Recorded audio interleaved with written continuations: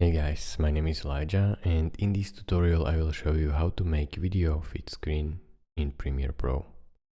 So it's actually pretty simple. This is our video that we are going to work with.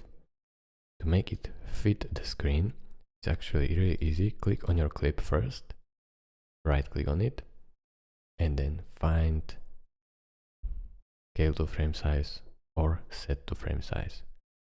So choose whichever you want. I will choose scale to frame size. Now as you can see, it has been scaled and you can see that it is leaving these corners.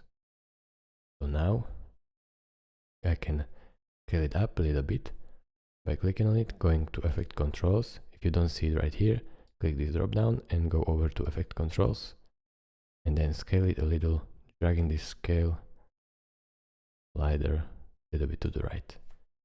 So that's it. Thank you guys for watching. If this video was helpful to you, consider subscribing and liking this video, and I will see you in the next tutorial. Bye bye.